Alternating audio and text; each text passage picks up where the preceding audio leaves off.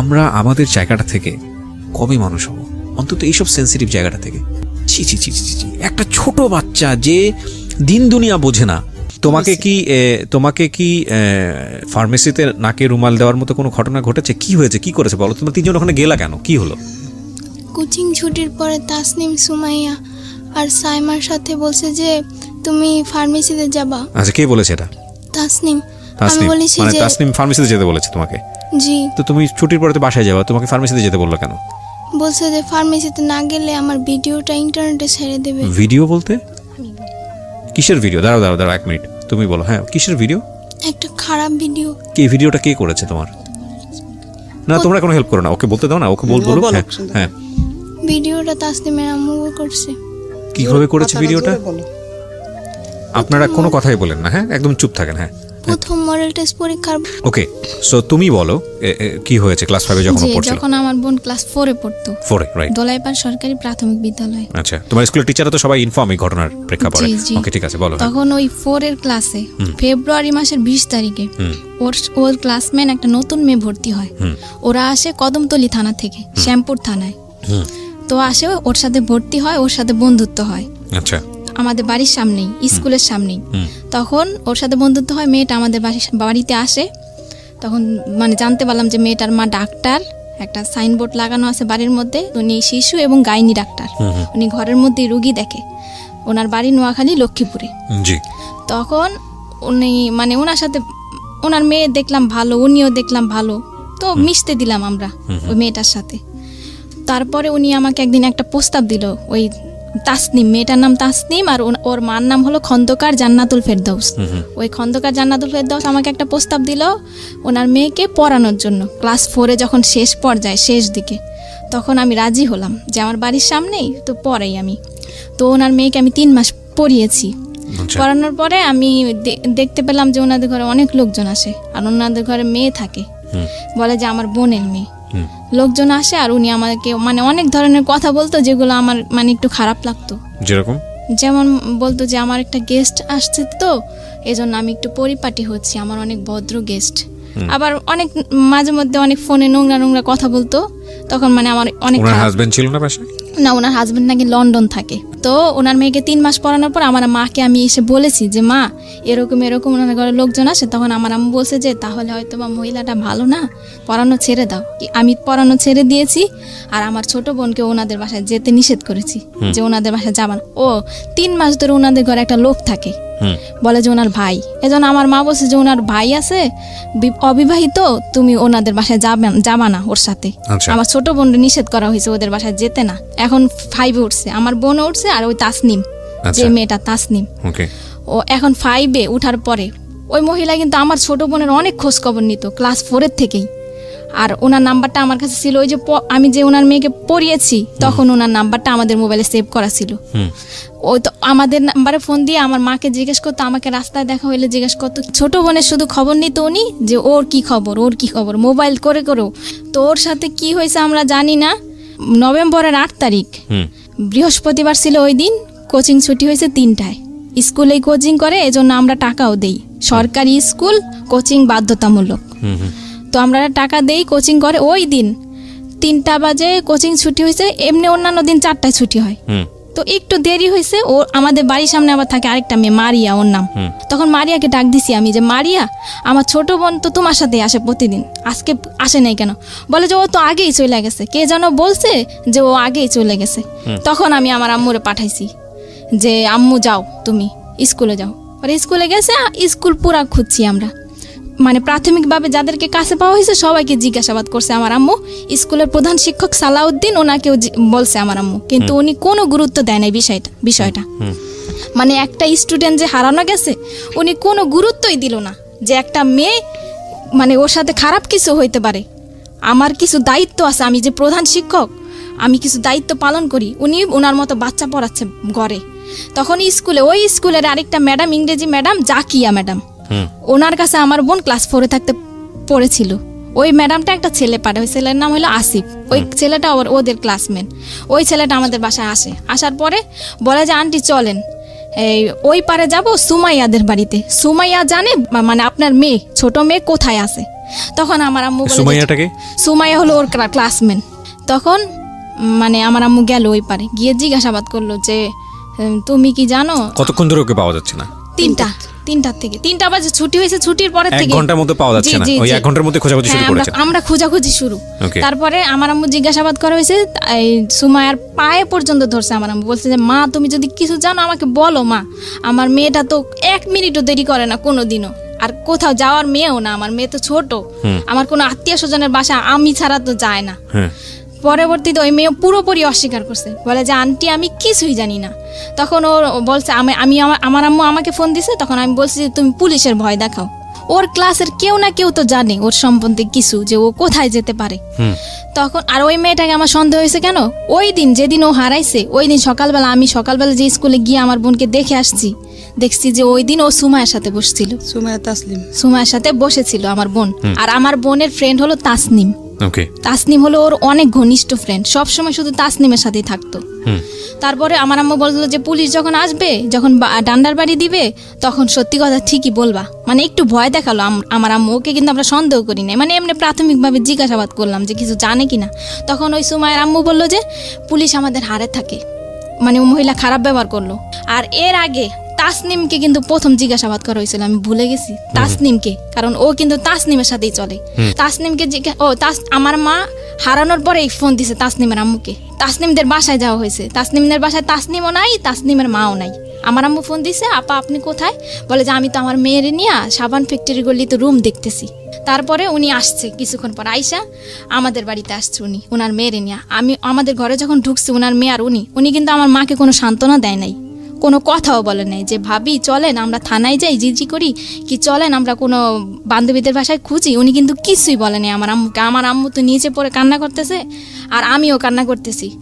আর তাসনিমরে আমি এখন জিজ্ঞাসাবাদ করতেছি যে আপু তুমি কি কিছু জানো আপু, বলো আমারে। বলে যে না আপু আমি কিচ্ছু জানি না, ও ওদের ওই প্রেম গলিতে গেছে, আমি আমাদের গলিতে গেছি। তাসনিমকে আমি কেন সন্দেহ করেছি, এর মধ্যে একটা কারণ আছে। কারণ যখন মানে আমার ছোট বোন কোচিংয়ে বাসায় কিন্তু এসে খেয়ে আবার কোচিংয়ে যেত, কোচিংয়ে যাওয়ার সময় ওর ব্যাগ থেকে একটা চিঠি পড়ে গেছে। চিঠিটার মধ্যে 3টা মেয়ের নাম উল্লেখ ছিল, ফারিহা, রাজিয়া আর তাসনিম। চিঠিটা ও তাসনিমের কাছে লিখেছে, আমার বোন তাসনিমের কাছে লিখেছে যে প্রিয় তাসনিম, আশা করি ফারিয়াকে নিয়ে ভালোই আছো। আর রাজিয়ার নাম এই চিঠিটার মধ্যে কিন্তু কোনো ছেলের নাম উল্লেখ নাই, তাহলে আমরা কিভাবে সন্দেহ করি যে আমার বোন কোনো ছেলের সাথে যেতে পারে? তাসনিম কিন্তু লিখছে। তখন আমি চিঠিটার কথা গোপন রাখি, তাসনিমের কাছে বলি না যে আমি একটা চিঠি পাইছি, চিঠিটা আমি দেখাইও নাই। কিন্তু আমার পুরোপুরি সন্দেহ হয়েছে যে তাসনিমই জানে যে আমার বোন কোথায় আছে, আর তাসনিমের মাই নিছে আমার বোনকে। তখন আমি আমার মাকে আমি বলছি যে তুমি এখনই থানায় যাও, গিয়ে জিটি করো। কিন্তু আমার আম্মু থানায় যায় নাই। তখন আমার আম্মু তখন কি করছে, আমার মানে আত্মীয় স্বজন সবাইকে ফোন দিছে, সবাই অলরেডি চলে আসছে। আসার পরে আমার বড় বোন মানে বড় খালার ছেলে একটা মাইক ভাড়া নিছে, দোলাইপার ওই পারে 1 নম্বর গলি থেকে মাইক ভাড়া নিছে। ওই 1 নম্বর গলিতে কিন্তু আমার বোনটা ছিল, যেই জায়গা থেকে আমরা মাইক নিছি ওইখানেই আমার বোনটা ছিল। ওইখান থেকে কুতুবখালী 1 নম্বর গলি, 2 নম্বর গলি, ডিপটির গলি, কুতুবখালী, দোলাইপার, মিরাজির বাগ পুরা কিন্তু আমরা মাইক দিয়ে অ্যালাউন্স করছি। স্কুলের হেড স্যার কিন্তু কোনো পদক্ষেপ নেয় নাই, আর আমার আম্মুকে একটা ফোনও দেয় নাই, হেল্পও করে নাই। উনি কিন্তু বাচ্চাই পড়াইতেছে। স্কুল থেকে হারিয়ে গেছে কোচিং এর থেকে স্কুলে কোচিং বাধ্যতামূলক। জি, বাধ্যতামূলক, এবং কি আমরা টাকা দেই। কোচিং করতে চাইতাম না, দুইটা বাইরেই তো বেত দিয়া, আমার বাচ্চা না সবার বাচ্চা। কোচিং না করলে বাচ্চাদেরকে কম নাম্বার দেওয়া হয় এবং ফেল করিয়ে দেওয়া হয় এবং বাচ্চাদের উপর টর্চার করা কি হয়। দুর্ধর্ষ, কি অমানবিক। এবং আমরা কবে আসলে এই জায়গাটা থেকে বেরোতে পারবো? না না না, আমি আপনার বড় মেয়ের কাছ থেকে শুনতে চাই, আপনাকে আমি ফ্লোর দিব পরে আবার। হ্যাঁ বলেন। তারপরে আমার আম্মু গেল হেড স্যারের বাড়িতে। আবার হেড স্যারের বাড়িতে যাওয়ার পরে আমার আম্মু হেড স্যারের সাথে কথা বলতে চাইলো। হেড স্যারের দেখে যে বাচ্চা পড়াচ্ছে। তখন ওই মরিয়ম নামে একটা মেয়ে, ওই মেয়েটাকে আমার মা নিতে চাইলো যে মরিয়ম তুমি আমার সাথে আসো, তুমি তো চিনো তোমাদের ক্লাসের কারো না কারো বাড়ি, আমি যাব তোমাকে নিয়ে। স্যার কিন্তু ওই মেয়েটাকে দিতে রাজি হয় নাই, যে না ও যেতে পারবে না, ও পড়ছে। তখন তাসনিমের মা উনি হেড স্যারের সাথে দরজা লাগায় কি যেন বলতেছে। আমার আম্মু কিন্তু দরজা ফাঁক দিয়ে দেখছে, কিন্তু তখনও কিন্তু আমরা জানি না যে স্কুলের প্রধান শিক্ষকও জড়িত, উনিও জানে, এমনকি ওই মহিলার কাছেই তো আমার বোনটা, কিন্তু আমরা তো আর জানি না যে ওনার কাছেই আছে। তখন আমার আম্মু এসে বলল যে এরকম এরকম হেড স্যার আর তাসনিমের মা কথা বলল, আমাকে কোনো গুরুত্ব দিল না, আর আমি একটা বাচ্চা নিতে চাইলাম, আমাকে তাও দেওয়া হলো না। হেড স্যার বলে যে দেখেন কোনো বান্ধবীর বাড়িতে গেছে কিনা, এটা বলছে হেড স্যার, আর কোনো গুরুত্ব দেয় না যে চলেন আমি যাই আপনাকে নিয়ে থানায়, কি আমি প্রত্যেকটা গার্জিয়ানের নাম্বারে ফোন দেই, কি আপনাকে একটা বাচ্চা দেই, আপনি যান খোঁজ করেন, কি প্রত্যেকটা গার্জিয়ান আমি ডাকাই, বাচ্চাগুলোকে আমি ডাকাই, কোনো পদক্ষেপ নেয় নাই উনি। তখন আমার আম্মু মাইক দিয়ে অ্যালাউন্স করার পর থানায় গেল, সাধারণ জিডি করলো একটা রাত্রে, তখন 10টা বাজে। সাধারণ জিডি কোন করার পর থানায় হয়েছে এটা? শ্যামপুর থানা। শ্যামপুর শ্যামপুর থানাতে। থানায় একটা সাধারণ জিডি করা হলো, কারো সন্দেহ করে না, মানে একটা সাধারণ হারানো একটা সাধারণ জিডি। যে আমাদের যে জিডির যে মামলার আয়ো আজম, এসআই আজম, ওনাকে আমার আম্মু নিয়ে আসলো গাড়ি নিয়ে, আমার মেজো খালা আমার মা গাড়িতে নিয়ে আসলো। আমার আম্মু সন্দেহ করলো, আমি বললাম যে আমি ওই মহিলাকে সন্দেহ করছি, যে ওই মহিলার মেয়ের সাথেই চলে, ওই মহিলাই জানে, ওই মহিলার মেয়েই জানে, যদি ওনারাও না নেয় তাহলে ওনারা জানে যে ও কোথায় আছে, কোথায় গেছে। তখন ওই মহিলাকে সন্দেহ করে আমি আমার মাকে পাঠালাম, রাত্রে 2টা বাজে গাড়ি নামায় নিয়ে আসছে, মহিলার বাসায় গেছে পুলিশ নিয়ে। তারপরে ওনার মেয়েকে মানে আমরা পুলিশ নিয়ে চাপ দিলাম, আর ওই খন্দকার জান্নাতুল ফেরদাউসকে চাপ দিলাম আমরা। তখন ওই মহিলা কিন্তু স্বীকার করেনি, আর মহিলার মেয়েও স্বীকার করেনি। তখন ওনার মেয়েকে আমরা মানে সন্দেহ করলাম ওনার বোনকে, ওনার বোন আবার থাকে পান্থপথ, ওই দোলাই পারেই পান্থপথ একটা মানে একটা স্থানের নাম, ওই স্থানে থাকে আর কি। তো ওইখানে ওনার মেয়েকে মানে আমরা চাইলাম যে তোমার খালার বাসায় হয়তো বা থাকতে পারে। তখন ওনার মেয়েটাকে কিন্তু উনি একাই দিয়ে দিল, উনি কিন্তু কোনো আপত্তিকর মানে কথা বললো না যে না আমার মেয়েকে দিব না, আমি এত রাত্রে এতগুলা পুলিশের সাথে আমি কিন্তু দিব না আমার মেয়েকে। উনি কিন্তু ওনার মেয়েকে দিয়ে দিল আমার মার সাথে। আর আমার মা ওনার মেয়েকে নিয়ে এই রাত্রে 2টা বাজে ওর খালার বাসায় গেল, খালার বাসায় আর ওই গাড়ির মধ্যে ওনার মেয়েকে আমার মা কোলের মধ্যে রাখলো এবং বললো যে মা বলো, মা যদি তুমি কিছু জানো তাহলে বলো। কিন্তু ওনার মেয়ে কিন্তু কিছুই বললো না, যে না আন্টি আমি কিছুই জানি না। তখন ওর খালার বাসায় খোঁজা হলো, নেই, ওই বাসায়ও নেই। তখন ওই মহিলা আমার মাকে বললো, যখন ওনার মেয়েটাকে ফেরত দেওয়া হলো খুঁজে আসার পর, তখন মহিলা আমার মাকে বললো যে কাজটা কিন্তু আপনি ঠিক করেন নাই, মানে আমার বাসায় যে পুলিশ নিয়ে আসছেন কাজটা কিন্তু ঠিক করেন নাই আপনি। তখন আমার মা বলল যে আমি পুলিশ নিয়ে আসছি, একটু পর আমি র্যাব নিয়ে আসবো, মানে আপনার কাছেই আমার মেয়ে আছে, আপনিই জানেন। আমার মানে আমার মার তখন মাথা ঠিক ছিল না, বলছে। আর মেয়েটা কিন্তু ওনার কাছেই ছিল। কিভাবে উদ্ধার হলো তারপরে আমার মা চলে আসলো বাড়িতে। পরের দিন সকালবেলা শুক্রবার আমার আম্মু কিন্তু শুক্রবারে র্যাবের অফিসে গেল 2বার। এর মধ্যে আমার ছোট খালা মানে মিডিয়ার লোকদের খবর দিল, 71 চ্যানেলের একজন রিপোর্টার, আর টুটুল উনি বিজয় টিভির, আর দৈনিক দিন প্রতিদিনের পত্রিকার একজন, এই 3 জন আর কি আমাদের পাশে এসে দাঁড়ালো আর কি, সান্ত্বনা দিল আমার মাকে যে আপা কান্নাকাটি করেন না, আপনার মেয়েকে পাবেন। 2 দিনে আমরা র্যাবের অফিসে গেলাম, ওই টুটুল বিজয় টিভির সাংবাদিক ওনাকে নিয়ে, উনি সাক্ষী, কেসের সাক্ষী ওনারা। তো ওই দিন শুক্রবার আর মহিলার কাছে গিয়েছে ওনারা সকালবেলা, ওই মিডিয়ার লোকেরা, মিডিয়ার লোকদের সাথে ওই মহিলা অনেক খারাপ আচরণ করছে, এগুলো ভিডিও ফুটেজ ওই সাংবাদিকদের কাছে আছে। তারপরে ওই শুক্রবার সন্ধ্যা 7টায় আব্দুর রব নামের একজন লোক আসলো, এসে আমাদের দরজা টোকা দিল। সন্ধ্যা তখন 7টা। তখন বললো এই রুমে কি কাপড় বিক্রি করে সেই মহিলা থাকে? তখন আমার আম্মু বললো যে হ্যাঁ আমি বিক্রি করি, আমিই থাকি। আব্দুর রবটা কে জানো? আব্দুর রব, যে বাসায় ওরা রাখছে, যে বাসায় ছিল 30 ঘন্টা, ওই আব্দুর রব বলে। আমার আম্মু বলে কি, ওই লোকটা বলতেছে যে আপনার মেয়ে আমার বাসায় আছে, আমার কাছে আছে। তো আমার আম্মু বলে যে আপনার বাসায় আছে, আপনার বাসা কোথায়? বলে যে আমি তো মেম্বরের বাড়িতে থাকি। তা আমার আম্মু বললো মেম্বরের বাড়িতে এই যে আপনি কাছে থেকে আমার মেয়েটা দিলেন না, আপনি কি? বলে যে না আমি তো 7তলায় থাকি। বলে যে কোন 7তলায়? বলে যে না আমি তো 1 নম্বর গলিতে থাকি। লোকটা কয় ধরনের কথা বলা শুরু করছে, আর বলে যে আপনার মেয়েটা আমার মেয়ের সাথে চলে গেছে, আপনি নাকি অনেকে মানে মারধর করেন মেয়েকে, আমার কাছে আশ্রয় চেয়েছে, আমি আশ্রয় দিয়েছি। ওনার স্ত্রীকে ফোন দিল, কোথায় তুমি? আসলো আমার বোনটাকে নিয়ে আসলো। আমার বোনটা কে 2টা পুরুষ লোক ধরে ধরে নিয়ে আসছে, আমাদের দোতলার ভাড়াটিয়ারা সবাই সাক্ষী। তখন সবাই মানে ওই লোকটা যে এসে বললো, সবাই কিন্তু দরজা খুলে ফেললো, সব কথাই। আমার বোনটা কাঁপতেছে, প্রচন্ড কাঁপতেছে, মানে যাকে দেখে তাকেই ভয় পায়, আর শরীরে অনেক জ্বর ছিল আমার বোনের। তখন লোকটা কিন্তু ঘরের ভিতরে ঢুকতে চাইলো না। আমার আম্মু অনেক কষ্টে আর আমি অনেক কষ্টে বললাম যে আঙ্কেল আপনাকে কিভাবে ধন্যবাদ জানাবো, আপনি একটু বসেন, কিছু খান আপনি। লোকটা কিন্তু ঢুকতে, এই মহিলা তোর বাচ্চাটা ফেরত দেওয়ায় কি আমার অপরাধ হইলো, মানে উনি কি আবল তাবল কথা বলতেছে। তখন ওনাকে বসালাম, আমার আম্মু বলে যে আমার গার্জিয়ান আসবে, আমার গার্জিয়ানকে বুঝিয়ে দিবেন আমার মেয়েকে। তখন আমরা মিডিয়ার লোকদেরকে খবর দিলাম, ওই যে মামা আমাদেরকে সান্ত্বনা দিয়েছিল, আমাদের পাশে দাঁড়িয়েছে, আর আমার খালা, আমার আত্মীয় স্বজন সবাই আসলো। ওই আয়োর যে মামলার যে আয়ো আজম এসআই, ওনাকেও খবর দেওয়া হলো, আমার আম্মু খবর দিল। স্কুলের প্রধান শিক্ষককেও আমার আম্মু খবর দিল, কিন্তু ওই খন্দকার জান্নাতুল ফেরদৌসকে কিন্তু আমার আম্মু খবর দেয়নি। আর উনি কিন্তু এই একদিনের মধ্যে আমার আম্মুকে কোনো ফোনও দেয়নি, কোনো খোঁজ খবরও নেয়নি, এমনকি কোনো সাহায্য করে নাই। ওই খন্দকার জান্নাতুল ফেরদৌস আমার বোন ঘরে ঢুকার 5 মিনিটের মধ্যে উনি এসছে 3টা মেয়ে নিয়ে। উনি কিভাবে জানলো যে আমার বোনটা ঘরে আসছে? বড় বড় 3টা মেয়ে, 3টা মেয়ে নিয়ে আসছে। 3টা মেয়ে এসে মানে আমার মার সাথে ঝগড়া শুরু করছে যে কেন আমার মা পুলিশ নিয়ে গিয়ে ওই মহিলার বাসায় খুঁজতে গেছে। তখন আজম যে কেসের যে আয়ো, উনি বলল যে আপা দেখেন, আপনার মেয়ে যদি হারানো গেত তাহলে আপনিও খুঁজতে আসছেন, ওনার মনের অবস্থাটা আপনি বুঝেন। তখন তা খন্দকার জান্নাতুল ফেরদৌস বললো আমি আজকে অ্যাকশন নিব, আমার মান ইজ্জত কিছু রাখে নাই, পুলিশ নিয়ে আমার বাড়িতে গেছে। এই পরে আজম বলল যে দেখেন, আপনি বাচ্চা নিয়ে বড় কথা বলবেন না, আর ওনার মনের পরিস্থিতিটা বুঝেন, আপনি কি অ্যাকশন নেবেন, এইগুলা কোন ধরনের কথা বলতেছেন? মানে আমি যেটা বুঝতে পারছি, তখন পর্যন্ত আপনারা কেউ জানেননি যে ওর সাথে কি হয়েছে। না, ও জানে সব।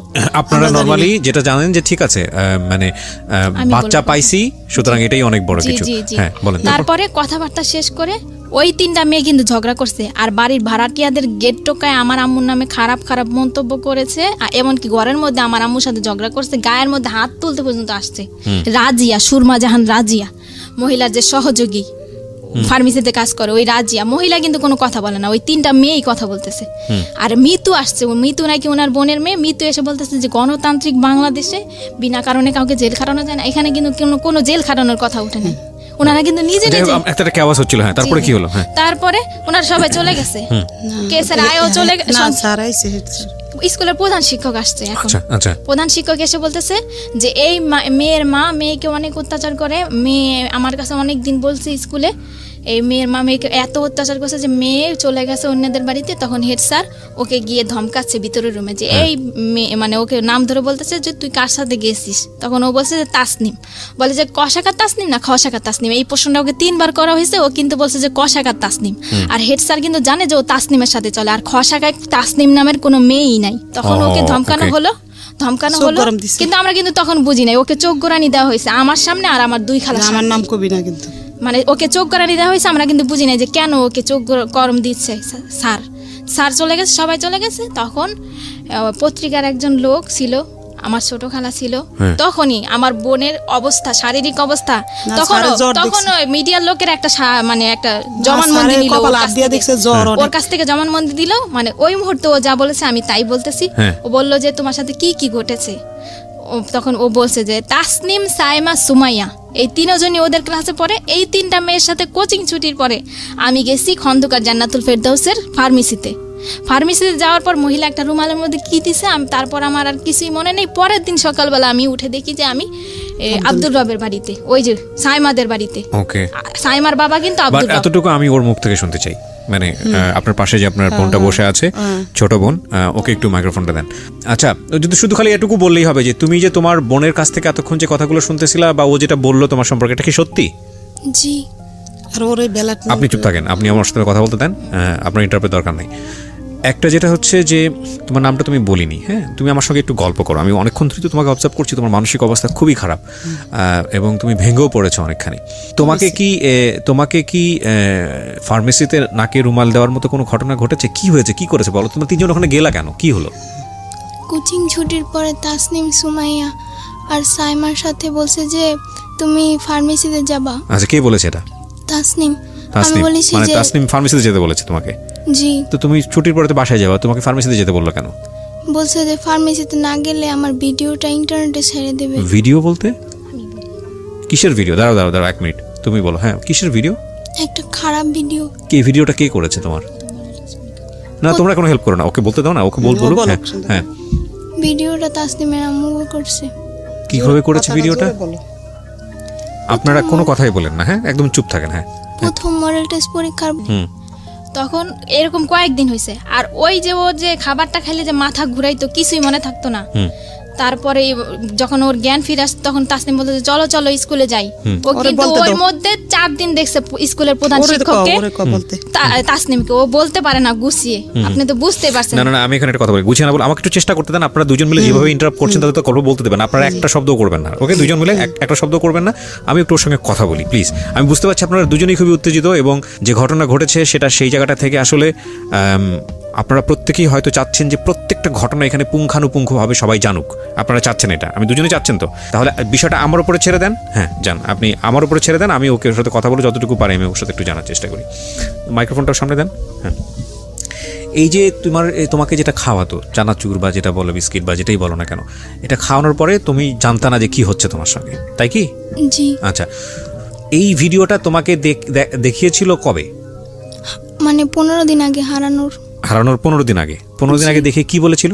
বলেছিল এটা যদি কারো কাছে বলো তাহলে ইন্টারনেটে ছেড়ে দিব। তুমি তাহলে বুঝতে পারছিলে যে তোমার সঙ্গে কি হচ্ছিল? জি। তারপর আর ওদের বাসায় যাইনি 15 দিন। কি? ও ওকে, মানে এটা কি তোমার সঙ্গে এরকম রেগুলারই হতো? 2-1 হয়েছে নাকি একবার হয়েছে? এই ভিডিওটা করার সময় শুধু একটাই হয়েছে নাকি এর আগেও এরকম কন্টিনিউ করতো ওরা এই কাজগুলা?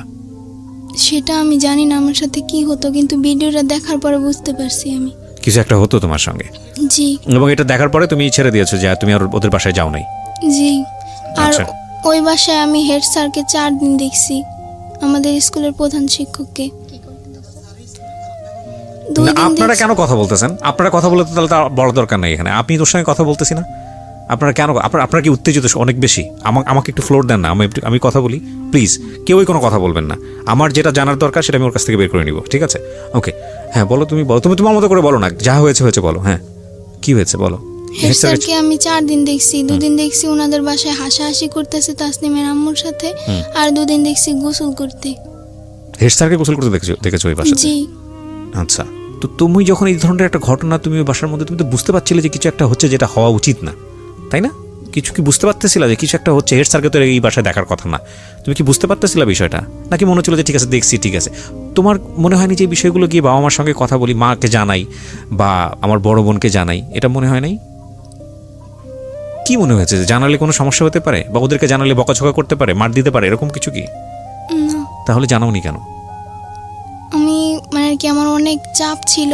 কি ধরনের চাপ বলো তো? তোমার মা যদি তোমাকে বকাঝকা করে এটা বলতে কোনো সমস্যা নাই, পৃথিবীর সব মাই তার বাচ্চাদেরকে শাসন করে, টেনশন করার কোনো কারণ নাই, ঠিক আছে? তুমি আমাকে দিল খুলে বলো, হ্যাঁ মন খুলে বলো, কি হয়েছে তোমার সঙ্গে, কিসের চাপ ছিল? আমি সকালে 9টার দিকে স্কুলে যেতাম, স্কুলে ক্লাস করে 2টা বাজে ছুটি দিত। জি।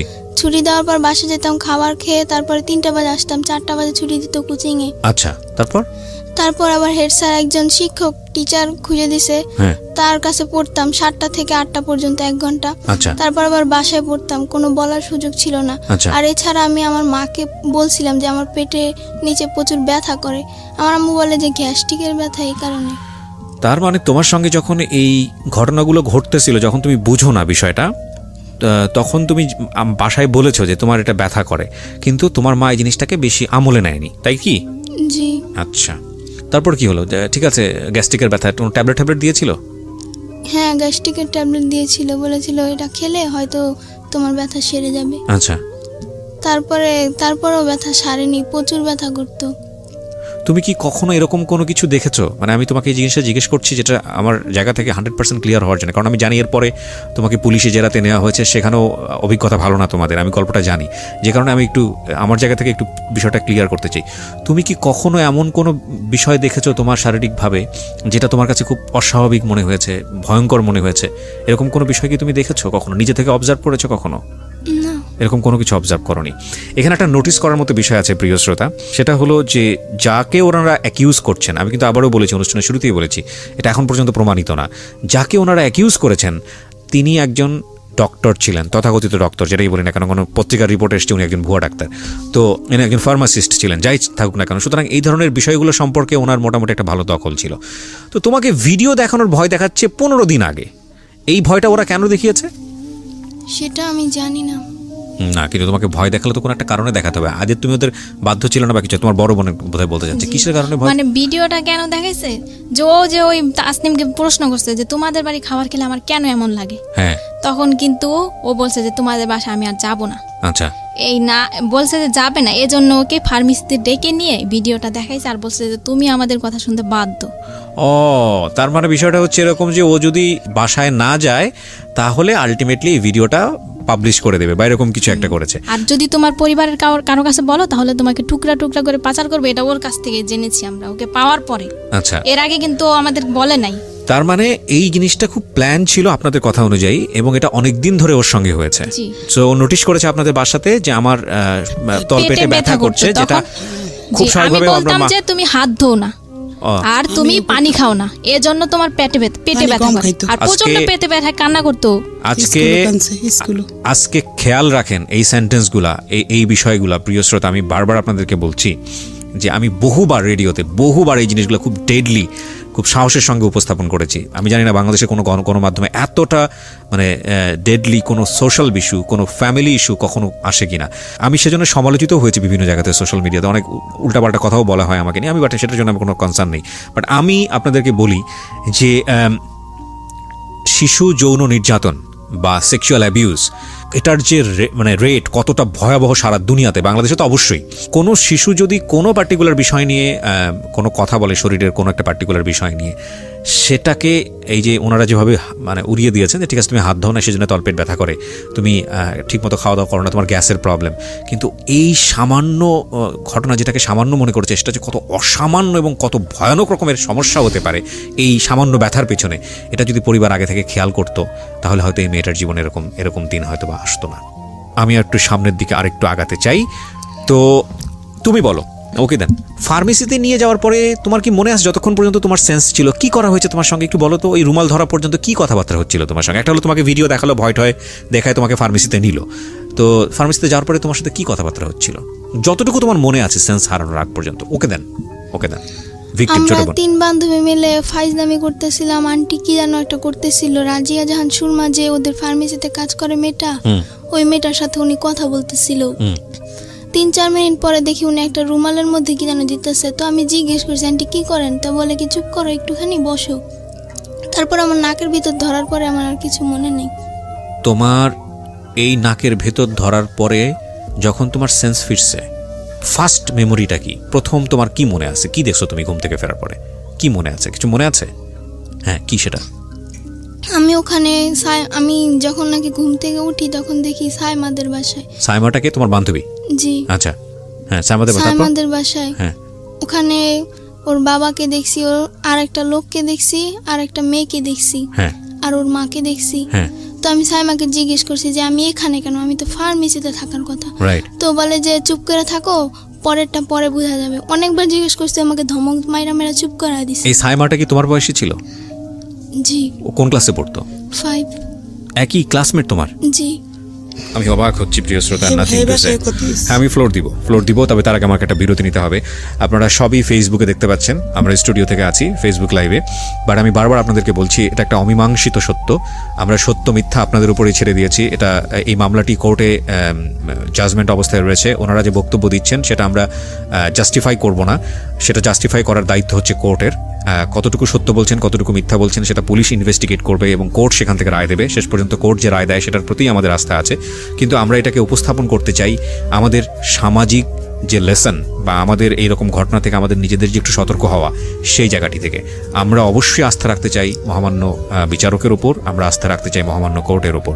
আমরা এটাকে একটা এভিডেন্ট হিসেবে উপস্থাপন করছি না, আমরা কাউকে এখানে অ্যাকিউজ করছি না। ওরা যা বলছে সেটা যে 100% সত্য সেটাও আমরা দাবি করছি না।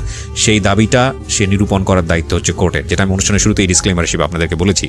তবুও আজকে ওরা যা বলছে সেটা বিশ্বাস অবিশ্বাসের জায়গায় আপনি ব্যক্তিগতভাবে রাখতে পারেন, রেখে আপনার জোর সাথে কি হয়েছে ওকে না ঢাকা মেডিকেলে কেন নেবেন আপনারা? তো তখন পর্যন্ত ধরেন যেটা জানলেন জ্বর, ওকে পাইছেন, তাতেই আপনারা খুশি। আশেপাশে কিন্তু ওকে ওইরকম কোনো ডাক্তারখানা নাই, শুধু ফার্মেসি। আমরা কি ওকে কাঁপতেছিল? রাইট। জি, ওকে ও কাঁপতেছিল। ওর কোনো শারীরিক ওটা ভাবেন নাই, ভাবছেন যে ওকে ট্রিটমেন্ট করা দরকার? জি। আচ্ছা, প্রচন্ড জ্বর ছিল ওর। আচ্ছা, এমনকি হেডমাস্টার নিজে ওর মাথায় হাত দিয়ে দেখেছে যে ওর জ্বর ছিল। আচ্ছা। তখন ওকে আমরা ঢাকা মেডিকেল নর্মালে নিলাম আর কি। তখন ওকে আমার আম্মু বললো যে হারানো গেছে, 30 ঘন্টা পরে পেয়েছি মেয়েটাকে, জ্বর, আমরা দেখাবো। তখন কিন্তু ওকে মানে পুলিশ মহিলা দেওয়া হলো 2 জন, ওকে কিন্তু চেক আপ করা হলো। আচ্ছা, ওই মেডিকেল থেকে দেওয়া হলো। জি জি, চেক আপ করা হলো। চেক আপ করার পরে ওকে ওসিসিতে দেওয়া হলো। আমরা কিন্তু ওসিসি চিনি না, আচ্ছা, ওকে ওসিসিতে দেওয়া হলো। ওসিসিতে ভর্তি করার পরে আর ওই মহিলা চেক আপ করার পরে বলছে যে আপনার মেয়ে তো মানে হয়েছে, ওর সাথে খারাপ কিছু হয়েছে। একের অভিজ্ঞ এটা কে বলেছে? পুলিশ বলেছে নাকি? মানে চেক আপ করার পরে আমরা কিন্তু বলছি যে হারানো গেছে মেয়েটা, জ্বর আমরা দেখাবো। ও মানে মেডিকেল বলি থেকেই বললো যে আমার হ্যাঁ, দেশে- হ্যাঁ বলেন হ্যাঁ। আমি রুমের ভিতরে মানে ডাক্তার নাই, ওদিন শুক্রবার বন্ধ, ডেলিভারি রুগী অগল ঢুকছে মানে তো ডাক্তার নাই। তারপর একজন ডাক্তার আসছে, ডেলিভারি রুগী থেকে ওরে দেখবো, সে নর্মালি দেখবো। দেখার পর আমি বলছি হারাই গেছে, এই কথা বলছি। হারাই গেলের কথা বললে ওই জায়গা করে পরীক্ষা নিরীক্ষা করে যে হারাইয়া গেছে মানে কোনো সমস্যা হয়েছে কিনা। তখন মহিলা পুলিশ দিচ্ছে একজন আর পুরুষ পুলিশ দুইজন, এই তিনজন আমাদের সাথে এই 11টার থেকে 3টা পর্যন্ত দাঁড়াইছিল। দাঁড়াই থাকার পরে চেক করছে ওরে। আমার বইনও ছিল লগে, আমার ওই সাংবাদিক উনিও ছিল একজন পেপারের। ওইরা উনি বলে যে এই বাচ্চার সাথে তো খারাপ কিছু হয়েছে, একের অভিজ্ঞবার। তখন আমি মনোওয়ালের লগে জানেন নিজে পইরা গেছি যে আমার বাচ্চার সাথে কি হয়েছে। তখন আমার সকাল ওসিতে ঢুকাই দিয়েছে রাইতে 3টা বাজে। আমি রাইতে ছিলাম, সকালে বাসায় গেছি। আবার আমার আর থাকতে দিছে না ওইখানে, ওইখানে মা থাকতে পারে না। জি, আমি বলতে চাই, আর ওকে যখন পাওয়া গেল ওই কিন্তু এই ভিডিওর কথাগুলো আমাদের কাছে বলে নাই, আচ্ছা, শুধু ওই ফার্মেসির কথাই বলছে। তখনও জানেন না, আপনারা? তখনও আমরা জানি না যে ও কিন্তু জানে, ও জানে। তারপরে ওকে ঢাকা মেডিকেলে 4 দিন রাখা হলো, এবং কি ঢাকা মেডিকেলের পুলিশরা ছাড়পত্র দিয়ে বলল যে আপনারা কি মামলা করছেন? তখন আমার আম্মু বলে যে না, বলে যে আপনারা মামলা করেন, আসামিদেরকে আমার গ্রেফতার গা করেন। শিউর উঠতেছে বারবার। জি, তখন আমরা মামলা করতে গেলাম। আমার মার কেস নেয় না থানায়, তখন নিবে না আমার আম্মুর কেস। দারোগারে পাঠাইছে। কি করেছে আপনাকে থানা থেকে বলেন তো? থানায় আমার মামলা নেয় না, হ্যাঁ, কয় কি মেডিকেলের রিপোর্ট যাব না আসবো, এবার তো আমরা মামলা করতে পারব না। আচ্ছা, তখন ওই সাংবাদিক করে ফোন দিছি, ওরা গেছে হ্যাঁ। গেছে বরং মামলা লইব। অন কি করব, আয়োরে পাঠাইছে মেডিকেল। হ্যাঁ, আয়ো যায়া মোবাইলে মাইয়ার জবানবন্দি নিয়ে আসছে, তারপর মামলা করছে। মানে আয়ু সহযোগিতা করছে। হ্যাঁ, আয়ো মেডিকেল পাঠাইছে ওসি। আচ্ছা, যায়া মেডিকেল না ওনাদের কিছু ফর্মালিটিস আছে সেটা তখন মেইনটেইন করতে ওইটা হবে। কইতে পারে নাই, ভিডিওর গুলা বলতে পারে নাই, ও অসুস্থ পরে ছিল। অসুস্থ ছিল। আচ্ছা, বলছে আমি ওই না সানবারে গেছি, তারপরে দেখি সাইমাকে বসে, এইটুকু পর্যন্ত বলতে পারছে। হ্যাঁ, তারপরে আইনা ওসির কাছে দিছে, ওসি গ্লেস লেখছে, আসামি ধরছি আনছি থানায়। হ্যাঁ, ওই সুমায়ার মারে ধরাই নেই। হ্যাঁ। সুমায়ার মা যে এই লোক জড়িত আমরা জানি না।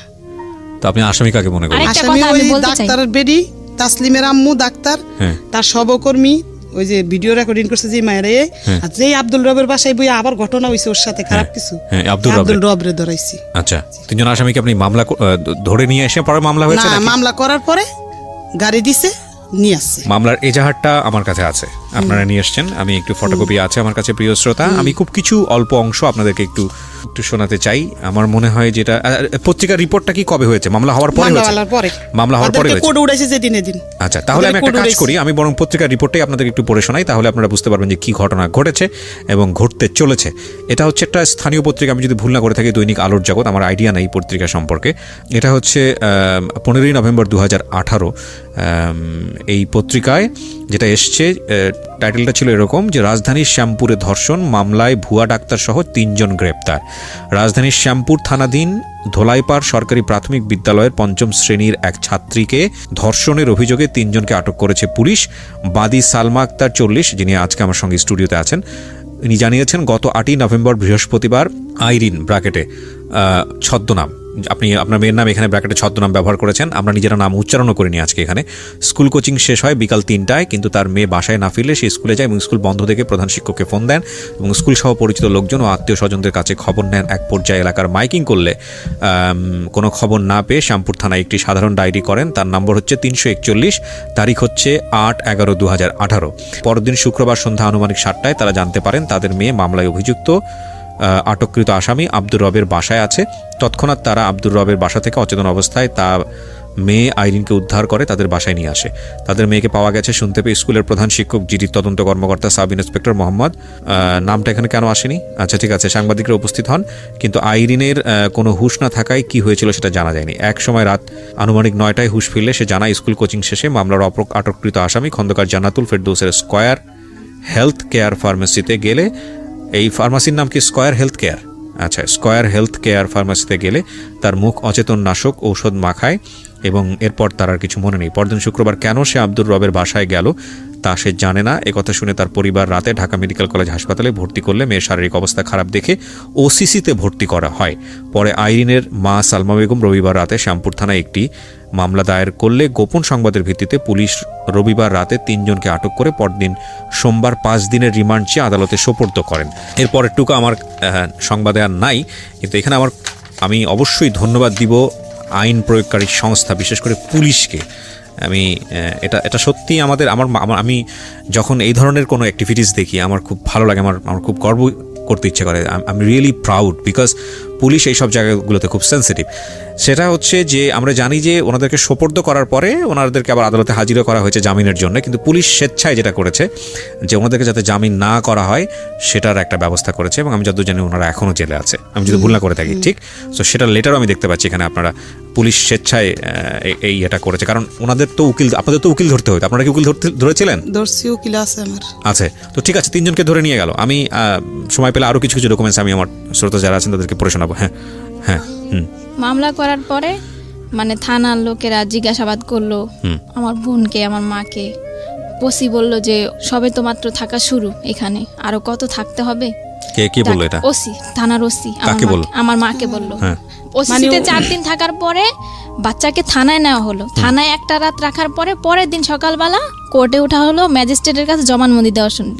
তখন কিন্তু আমার বোন ভিডিওর কথাটা বললো ম্যাজিস্ট্রেটের কাছে জবানবন্দি দেওয়ার আগে। আচ্ছা। আর এর যে 4 দিন যে আমার বোন ঢাকা মেডিকেলে ছিল ওইখানে কিন্তু আমাদের বেশি থাকতে দেওয়া হয় নাই, ওর সাথে কথাও বলতে দেওয়া হয় নাই, আর ও আমাদেরকে বলেও না। আর ঠিক আছে, ওখানে ফর্মালিটিস আছে, তোমার বোন তো বলেছে। তখন কিন্তু বলেছে ভিডিওর কথা। তখন আমরা বলছি যে তোমার বেশি কথা ওর সাথে বলি না, বলছি যে তোমার সাথে যা যা অন্যায় হয়েছে, তোমার সাথে যা হয়েছে খারাপ হয়েছে, তোমার সাথে যা যা হয়েছে তুমি সব বলবা। এমনকি প্রধান শিক্ষক স্কুলে মানে কৌশলে ওকে ডেকে নিয়ে শরীরের বিভিন্ন জায়গায় স্পর্শ করতে। তোমাদের কাছে বলেছে? জি বলেছে। আচ্ছা, ওর কাছ থেকে শুনে একটু। এইরকম একটা ঘটনা তুমি কি বলেছো এটা তোমার ফ্যামিলিকে বলেছো যে প্রধান শিক্ষকের বিষয়টা, নাকি ওরা তোমাকে আজকে সাজিয়ে গুছিয়ে এখানে নিয়ে আসছে এই ধরনের কথা বলার জন্য? না। করতো এরকম? প্রধান শিক্ষক করতো তোমাকে? জি। তো করতো, তুমি বাসে এসে কেন বলতে না বলো তো? যেদিন আমি মানে কি বৃহস্পতিবার ছিল যেদিন হারানোর দিন, সেদিন টাচ করেছিল। ওই একদিনই করেছে নাকি বেশ কয়েকদিন করেছে? ওই দিনই শুধু করেছে, ওই হারানোর দিন। মানে ওই ঘটনার পরে তুমি ফার্মেসিতে যাও? ওই ঘটনার পরে আমি বাসায় যাই, বাসায় যে খাবার খেয়ে আবার তারপরে তুমি স্কুলে আসো, এসে কোচিং এর পরে তুমি ফার্মেসিতে যাও, রাইট? কোচিং শেষের পর। জি, আমি আরেকটা কথা বলছি, ওকে জিজ্ঞাসা করেন যে হেড স্যার ওকে কি বলতো তোমাকে? হেড স্যার আমাকে বিভিন্ন খারাপ কথা বলতো। হেড স্যার কোথায় আছে? আমার বাসায়ও সাইড না, হেড স্যার এখন কোথায় আছে? স্কুলে। ওনার নামে মামলা হয়নি? ওনার নামে মামলা করতে ম্যাজিস্ট্রেটের কাছে বলতে পারে নাই, ছোট মানুষ। আর থানায় কইছি করে নাই। থানায় যেদিন ওই ওর নামে মামলা, এই দিনে ওনার নামে মামলা হইতো। এত বড় একটা ঘটনা ঘটে গেল, প্রধান শিক্ষকের ব্যাপারে আপনারা তো আগে থেকেই বিষয়গুলো আপনারা কিছুটা হলো টাচ করতে পারছিলেন, যদি আপনাদের কথা সত্য হয়ে থাকে। তাহলে আপনি মামলাতে শুধুমাত্র 3 জনের নাম কেন দিলেন? প্রধান শিক্ষকের নাম কেন জড়ালেন? দিতে চাইছি, থানার কেউ লয়নি, সাক্ষী ওই সাংবাদিকেরা লইব না, প্রধান শিক্ষকের নাম লইব না। তারপরে এখন আবার কি করে শুনবেন, এখন আবার মেডিকেলের সার্টিফিকেট বাইরেছে পর আবার আমাদেরকে ডাইকা নিছে থানায়, ওই আজম ডাইকা নিয়ে আমার বড় বোনের সরকার। এখন বলে যে ওই মহিলা যে ভিডিও রেকর্ডিং করছে ওগুলা বাদ, আগের দিন ধরবো না, সেদিন রাইতে রেপ করছে কেটা সেটা নাম বলো তুমি। কথা স্যার বুঝছেন? সেটা তো বলতে পারবে না, কারণ বিগত সেন্সলেস ছিল। পারে না, অন বলতাছে আগের ঘটনা বাদ, আগের ঘটনার বাদ। আমি কেন আমার মেয়ে যদি ধারাবাহিকভাবে আসি, ও দাবি করছে যে হেড স্যার ওর সঙ্গে খারাপ ব্যবহার করেছে, কিন্তু আপনারা সেখানে নতুন করে নাম ঢুকাতে পারেন নাই। কিন্তু আপনারা কি জানেন আপনারা যে লয়ারকে ধরছেন সেটা হচ্ছে যে এই মামলার চার্জশিট কি দেওয়া হয়েছে? মামলার চার্জশিট দেওয়া হয়নি। ওর লয়ারের নাম্বার আছে আপনার কাছে? ওকে, লয়ারের সঙ্গে আমরা কথা বলছি। আচ্ছা, এই লয়ার আপনার এই বিষয়টা ডিল করছে। ওকে, আমরা লয়ারের সঙ্গে কথা বলছি। প্রিয় শ্রোতা, আপনারা স্ট্যান্ড বাই থাকুন। আমাদের এই লয়ার বিষয়টি নিয়ে কতটুকু ইনভলভ বা আদৌ তিনি আমাদের সঙ্গে কথা বলতে চান কিনা সেটা আমরা একটু আপনাদের সঙ্গে ইনভলভ করাচ্ছি।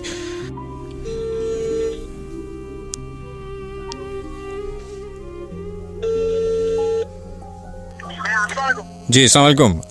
আমি আরজি কিবরিয়া বলছি ঢাকা এফএম থেকে। আপনার ক্লায়েন্টের সঙ্গে বোধহয় কথা হয়েছে আপনার।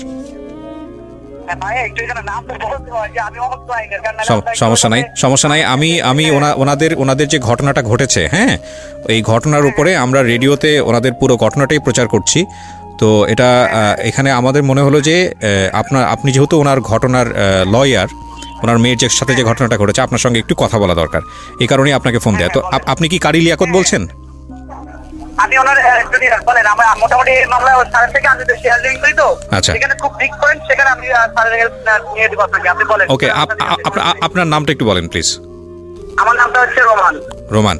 তো রোমান ভাই, আমরা যতটুকু জানি যে এই মামলায় 3 জন গ্রেপ্তার হয়েছে এখন পর্যন্ত।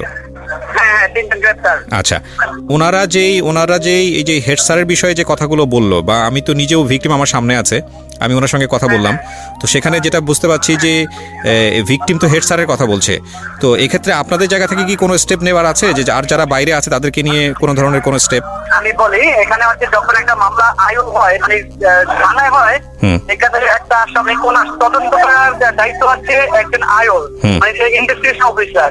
উনি একটা ঘটনা জানবে বাদী থেকে, হ্যাঁ, বা অভিযোগকারী থেকে জানবে, জেনে উনি ওনার যে পয়েন্ট গুলো আছে, যে ওই ক্লু আছে, ওই ক্লু অনুযায়ী উনি একটা ঘটনার সাথে কে জড়িত থাকতে পারে। ফর এক্সাম্পল, আমি এক্স কে বললাম যে এক্স এই কাজটা করছে, কিন্তু উনি তদন্ত করে দেখলো ওয়াই হয়েছে, ওয়াই ওটার সাথে জড়িত আছে, তো এটা সম্পূর্ণ দায়িত্ব হচ্ছে ওনার। এখন উনি যদি এক্স কে এক্স সত্যিকারী মানে লায়াবেল, মানে উনি এক্স কে বাদ দিয়া বলো যে এক্স না, ঠিক আছে, আকাশ কেউ, এই ক্ষেত্রে হচ্ছে আমরা করতে পারবো কি, যখন মামলাটা কোর্টে আসবে, জিএস আসবে, তখন আমরা নারাজি দিব যে না, এটাই হয় নাই, আমরা অধিকতর তদন্ত অন্য কোনো এজেন্সি দ্বারা চাচ্ছি, ঠিক আছে। এখন এই মামলার যে মূল, আমি বলি মামলা সম্পর্কে আমি জানি যতটুকু বলি, মামলার মেন কাহিনী হচ্ছে কি আয়ু বায়েস, আসেন বলতে আয়ু বায়েস। এখন আয়ু অনলি ওই যে আব্দুর রব যে অ্যারেস্ট হয়েছে, হ্যাঁ, ওনার শুধু আলামত ডিএনএ টেস্ট করতেছে ইয়ের সাথে, ওই যে ভিকটিমের কাছে যে আলামত পাইছে সেই আলামত থেকে এই শুধু ওনার ইয়েটার জন্য উনি এই কোর্টে পারমিশন চাইছে, ঠিক আছে। তো কোর্ট ওনাকে পারমিশন দিচ্ছে ওই ম্যাচিং করার জন্য, যেটা সাদৃশ্যতা না এই দৃশ্যতা, হ্যাঁ, এটার জন্য আদেশ দিচ্ছে। এখন এই ক্ষেত্রে যদি এক্ষেত্রে এটা হচ্ছে আয়ু যদি চায় যে না, এটা অন্য কারো হাত থাকতে পারে, আয়ু অন্য আরেকজনকে সেটা করতে পারে, তাকে সেই মামলায় জড়িত করতে পারে, তার সম্পর্কে সে জানতে পারে, সেক্ষেত্রে আমরা আমার বেশি কিছু আমরা পাই, আমাদের ওরকম কিছু থাকে না। না, কিন্তু আমি যতটুকু জানি যে প্রাথমিক তদন্তে উনি যেভাবে ইনভেস্টিগেট করছেন, সেখানে যদি আপনাদের সে থাকে, সেটা আপনার নারাজি দিয়ে আবার কোর্টে সেটা পেশ করতে পারেন, তাই তো? হ্যাঁ, আমরা সেটা আবার বলতে পারবো যে না, এটা হয় নাই, এক্ষেত্রে আমরা চাচ্ছি না। এটা আসলে আমরা এখনই এইভাবে বলাটা উচিত হবে না, কারণ যেহেতু চাষিটা এখনো আসেনি, সুতরাং এখনই নারাজির প্রশ্ন। সালমাবা অনেক কিছু বলে, আর একটা আয়ু চাইলেই তার মন গড়া হবে একদম, একটা যেখানে ভিকটিম থেকে ধর্ষণের আলামত পাওয়া গেছে মেডিকেলে, রাইট, এক্ষেত্রে আয়ু চাইলেই একটা মামলার ধারা কমায় দিয়া বা কাইটা দিয়ে করতে পারবে না, মন গড়া রিপোর্ট দিতে পারবে না। উনি ভিকটিম, এই জন্য ওনার ভিতরে একটা আতঙ্ক কাজ করতেছে, হায় বুঝি আমাকে এইভাবে বুঝতে পারছি, রাইট, এইভাবে শেষ করে দিবে, আমাকে এইভাবে ঠকাই দিবে, থাকা আতঙ্ক ওনার ভিতরে কাজ করতেছে, রাইট। আমাদের আমরা যারা মিডিয়া দিব, আমরা যারা এইখানে এগুলা হেল্প করতেছি, তাদের আমাদের বেশি খুব আতঙ্ক হলে চলবে না, আমাদের তাকে সান্ত্বনা দিয়ে রাখতে হবে। রাইট। আরেকটা বিষয় আমি আপনাদের কাছ থেকে একটু জানতে পারি কিনা, সেটা হচ্ছে এই ধরনের মামলাতে ওনার তো নিজেদের কোনো অ্যাবিলিটি নাই, মানে সেই অর্থে ইকোনমিক কোনো অ্যাবিলিটি নাই, সেক্ষেত্রে আপনারা কিভাবে সহযোগিতা করছেন? মানে ওনার তো সেই অর্থে তেমন একটা ইকোনমিক অ্যাবিলিটি নাই, মানে আমি তো আপনারা কিভাবে সহযোগিতা করছেন আসলে এই জায়গাটা থেকে, কারণ আপনাদের নিজেরা তো এখানে প্রফেশনাল, রাইট? আমাদের সিনিয়ররা এক জায়গায় একটা হিয়ারিং এ গেলে মনে করেন থাকে, হ্যাঁ, সেক্ষেত্রে আমরা ওনাকে ওরকম দেই না, উনি যা দেয় আমরা সেটা যা দেয়, উনি যেটা দিচ্ছেন বা দিতে পারতেছে আমরা সেটাই ওনার থেকে নিচ্ছি, আমরা কোনো কিছু নিচ্ছি না ওনার কাছ থেকে। আমি একটা বিষয় একটু আপনার কাছ থেকে জানতে চাই, সেটা হচ্ছে যেহেতু আপনি লয়ার, এই মামলায় যে ধারাটা আছে, হ্যাঁ, এই মামলায় যে ধারাটা দেয়া হয়েছে, সেই ধারার সর্বোচ্চ শাস্তি কি হতে পারে? আমি একটু আমাদের লিসনার যারা আছেন, মৃত্যুদণ্ড, মানে এটা যদি প্রমাণ হয় তাহলে মৃত্যুদণ্ড হয়ে যাবে, তাই তো আসামির? হ্যাঁ, এটা মৃত্যুদণ্ড। আপনি প্রমাণ হয়ে আসলে আপনার বিচারকের কাছে যদি আপনি সাক্ষী প্রমাণ দিয়ে সম্পূর্ণ প্রমাণ করতে পারেন, সর্বোচ্চ জি, নয়ের পর যেটা ওটাতে মানে একদম মৃত্যুদণ্ড, ঠিক আছে, ওটাতে কোনো ইয়ে নাই। ঠিক আছে Romel, thank you so much আমাদেরকে সময় দেওয়ার জন্য, থ্যাংক ইউ। আপনার সামনেই কথা বললাম, আমাদের লিসনাররাও শুনলো, এটা সব পুরো মানে একবারে আনকাট ভাবে রেডিওতে প্রচার করছি আমি, পুরো কথাটাই হলো। সেটা হচ্ছে যে এগুলো করতে গেলে এক ধরনের বিভিন্ন রকমের মানসিক জটিলতা, মানসিক চাপ তো আছে, সিস্টেমেটিক জটিলতা আছে, আমরা জানি এগুলো আইনের ব্যাপার, বছরের পর বছর ধরে চলতে থাকে, তবে ন্যায় বিচার আসবে এই বিশ্বাসটা রাখতে হবে, প্রথম কথা হচ্ছে এটা। আর দ্বিতীয় কথা হচ্ছে যে যিনি ভিকটিম তিনি উপস্থিত আছেন, যারা এতক্ষণ ধরে শুনে এসছেন, নতুন করে বলার কিছু নেই, কিন্তু যার নামটা এখানে চলে এসছে, যেটা আমাকে ভয়ানকভাবে আঘাত করেছে, সেটা হচ্ছে এই সরকারি প্রাথমিক বিদ্যালয়ের প্রিন্সিপাল। ওনার নাম যেহেতু এসছে, উনি সম্মানিত ব্যক্তি, যেহেতু মামলাতেও নেই, এবং এটা প্রমাণও হয় না, যেহেতু ওনার নাম মামলাতে যেহেতু নেই, এখন পর্যন্ত প্রমাণ যেহেতু হয় না, সুতরাং সেই জায়গাটি থেকে আমরা আসলে দাবি করতে পারি না উনি এই ধরনের কাজ করেছে নাকি করেনি, কারণ এটার এখতিয়ার কেবলমাত্র কোর্টেরই আছে। কিন্তু যেহেতু এই ধরনের একটা অনুষ্ঠানে তার নাম এসছে, সুতরাং আমরা এটা নৈতিক দাবি মনে করছি তার সঙ্গে কথা বলার, এবং তিনি যেটাই বলুন না কেন সেটা তার বলার অধিকার আছে। তো সেই জায়গাটা থেকে তিনি আমাকে একেবারেই চেনেন না, আমি ফোন একেবারে আনকাট অবস্থায় তাকে দিচ্ছি, এরপরে দেখা যাক কী ঘটনা ঘটে। কি নাম বললেন? সালাউদ্দিন। যেহেতু আপনার নামটা এখানে আসেনি, সুতরাং এখানে আপনার বক্তব্যটাও প্রাসঙ্গিক হয়ে যায়, সেই জন্যই আপনাকে ফোন দেয়া। আর আপনি যেহেতু স্কুলের প্রধান শিক্ষক, সেই রেসপেক্টটা আমাদের কোনো অংশেই কমতি নাই। সো আপনার আসলে কি বলার আছে বিষয়টা নিয়ে, বা আপনি কতটুকু জানেন? দায়িত্বের জায়গা থেকে তো আপনারও কিছু না কিছু করার ছিল, কি হয়েছে আসলে আমাদেরকে যদি বলতেন। আপনাকে ধন্যবাদ জানাই বলতেছি যে এটা স্কুলের একটা বাইরের ঘটনা ছিল, ঠিক আছে? স্কুলের বাইরের ঘটনা? স্কুলের বাইরের ঘটনা। এবং শ্যামপুর থানায় যখন এটার মামলা হয়েছে, শ্যামপুর থানার থেকে এটা তদন্ত হয়েছে, এরপরে তদন্ত হয়ে এটা আবার আপনার ইয়েতে গেছে শেরগা থানা। আচ্ছা, ভিকটিম সাপোর্টার যেটা আছে। আচ্ছা, ভিকটিম সাপোর্ট সেন্টার থেকে তো আপনাকেও ডাকা হয়েছিল, আমরা যতটুকু জানি। হ্যাঁ, আমি গিয়েছিলাম এবং ওইখান থেকেও ওরা আসছিল, তদন্ত আসছিল। আচ্ছা, ওইখান থেকে ওই তাপসিংহতা নামে এক পুলিশ অফিসার আসছিল, আমি ছিলাম না ওইদিন, আমি ছুটিতে ছিলাম। উনি আমার সহকারী প্লাস হলো আমার যে স্টুডেন্টরা ছিল ওদের থেকে একটা স্টেটমেন্ট উনি নিয়েছেন। আচ্ছা, যেদিন এই ঘটনাটা হয়েছে সেদিন ছিল বৃহস্পতিবার, জিএসসি পরীক্ষা চলে তখন। জি, আমি আমার এক সহকারীকে নিয়ে পরীক্ষার কেন্দ্রে গিয়েছিলাম, ওই সহকারীও স্টেটমেন্ট দিয়েছিল, স্যার আমি একসাথে আপনার 9:30টার দিকে পরীক্ষার হলে থাকি এবং ওইখান থেকে আমরা প্রায় 1টা-1:30টার দিকে ওইখান থেকে না, কিন্তু একটা বিষয় তো এখানে স্পষ্টভাবে এসছে যে আপনার স্কুলে আসা অবস্থায় হচ্ছে সে মানে হারিয়ে যায়, এবং এ ব্যাপারে যেটা হচ্ছে যে সালমা যিনি অভিযোগ করলেন যে আপনার সঙ্গে বহুবার যোগাযোগ করেছে, আপনার কাছ থেকে সাহায্য চেয়েছে তার বাচ্চাকে খুঁজে পাওয়ার জন্য, সেক্ষেত্রে আপনারা কোনো সহযোগিতা করেননি, এটা আসলে কতটুকু সত্য? সম্পূর্ণ মিথ্যা কথা। আচ্ছা, উনি আমার বাসায় যখন গেছে 3টার পরে, আমি তখন রাত খেয়ে তখন স্টুডেন্ট পড়াচ্ছি আমার বাসায়, কারণ জিএসসি পরীক্ষার কিন্তু এরপর দিন হলো ইংরেজি পরীক্ষা। বাসায় পড়াচ্ছেন মানে আপনি প্রাইভেট পড়াচ্ছেন, তাই তো? না, আমার হ্যাঁ ওই তো স্টুডেন্ট ছিল আর কি। আচ্ছা, ওরা বাসায় আসে। আচ্ছা, একজন। আচ্ছা, এখানে আরেকটা বিষয় এসছে সালাউদ্দিন সাহেব, সেটা হচ্ছে যে আমরা এরকম শুনলাম সালমার কাছ থেকে যে মানে বাচ্চাদেরকে এইরকম বাসায় পড়ানো বা কোচিং পড়াতে এটা বাধ্য করা হয়, এটা আসলে কতটুকু সত্য আপনার স্কুলের ক্ষেত্রে? না, এটার কোনো সত্যতা নাই, এটা মিথ্যা কথা। আর আমাদের ওই যে আছে আপনার যে পঞ্চম আর অষ্টম, আমাদের এখানে অষ্টম পর্যন্ত আছে। জি, অষ্টম পর্যন্ত, পঞ্চমের আমাদের নিজে থেকে যে পঞ্চম পিছিয়ে পড়ে ছেলে মেয়েদেরকে আমরা বিশেষ একটা ক্লাসের ব্যবস্থা করে থাকি ছুটির পরে। আচ্ছা, এটা আমাদের অফিস থেকে একটা নির্দেশ থাকে যে ওদেরকে আপনারা যে করেই হোক পিছিয়ে পড়া ছেলে মেয়েদেরকে একটু অগ্রসর করবেন। আচ্ছা, আচ্ছা, আমাদের জায়গা থেকে একটা বিষয় আমরা বুঝতে পারছি যে আপনি যেটা বলছেন যে ওনারা যেটা অভিযোগ করছে সেটা সম্পূর্ণরূপে মিথ্যা, আপনার বিরুদ্ধে যে অভিযোগটা এসছে। আচ্ছা, আমরা সেটা প্রচার করছি, পাশাপাশি আমাদের যিনি ভিকটিম, আমরা তো তার নামটা মেনশন করছি না, আপনার ছাত্রী, তার কাছ থেকেও এরকম কথা এসছে যে আপত্তিকর জায়গাগুলোতে আপনার জায়গা থেকে এক ধরনের ইয়ে ছিল, আমি আসলে স্পষ্টভাবে উচ্চারণ করতে চাচ্ছি না এই বিষয়টা রেডিওতে। তো আপনার ছাত্রী ক্লাস 5-এ পড়ে। হ্যাঁ, আমি প্রশ্নটা একটু কমপ্লিট করি যে ওর কি আপনার প্রতি কোনো ব্যক্তিগত ক্ষোভ ছিল যে কারণে আপনার মনে হতে পারে যে আপনার সম্পর্কে মিথ্যা কথা বলছে, যেটা তো হওয়ার কথা না একটা শিক্ষকের বিরুদ্ধে। আসলে ওদের যে বক্তব্য, সেই বক্তব্য অনুযায়ী যেটা বুঝতে পারছি, যেটা লম্বা সময় ধরে হয়েছে, চেতনানাশক ঔষধ প্রয়োগ করে এটা লম্বা সময় ধরে হয়েছে, এটা আসলে স্কুলে থাকা মানে এটার সাথে আপনি জড়িতও ছিলেন না?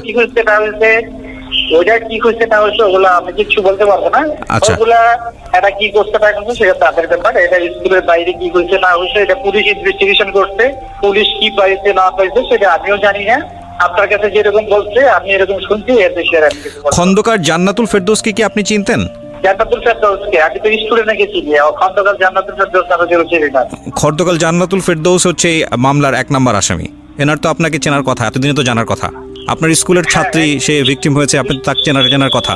কেউ যদি তাকে কিছু করে থাকে আমরা বলছি বারবার যে তার আমরা বিচার চাই।